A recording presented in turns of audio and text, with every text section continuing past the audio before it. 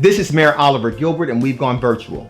Now, I wanted to make sure that we had the opportunity to learn how to save a life while staying at home. Join me for CPR with Dr. Carrington. Let's learn how to save lives together. Welcome back to Virtual CPR First Aid Educational Training. We hope you're enjoying the weekly sessions and that you're learning. Let's get to another session. Electricity can cause severe damage to the body inside and out. If you suspect or witness a person with an electrical injury, you should make sure the scene is safe before attempting to help. Do not touch the victim if the power is still on. Call 911, get an AED and first aid kit if available. Continue to check for responsiveness as a victim can become unresponsive and need CPR. A victim should see a healthcare provider after receiving first aid. Let's take a look at this incident.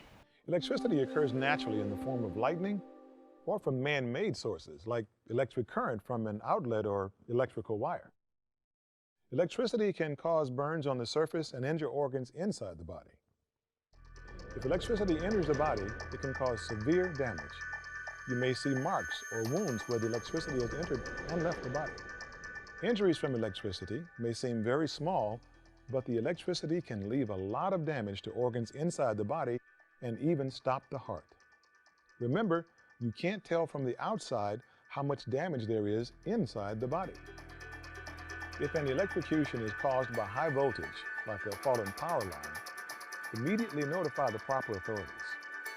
Phone or ask someone to phone for help right away and bring the first aid kit and AED. Don't enter the area or try to pull wires or other materials until the power has been turned off. Don't touch a victim if they are still in contact with the power source. The electricity can travel from the source through the victim to you. It's best to turn the power off at its source. The switch is usually near the fuse box. In giving first aid to someone with an electrical injury, make sure the scene is safe. Don't touch the victim if the victim is still in contact with the power source and the power source is on. Phone or ask someone to phone for help and get the first aid kit and AED. If the electrocution is caused by high voltage, such as a fallen power line, call the proper authorities right away. Don't enter the area around the victim until the power is turned off. Check for a response, look for signs of shock, and give first aid as needed. A healthcare provider should check all victims of an electrical injury. Thank you for watching. Remember, everyone can learn to save a life.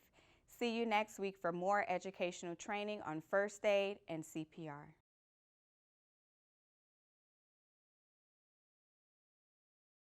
I hope you enjoyed today's session, and I hope you learned a lot.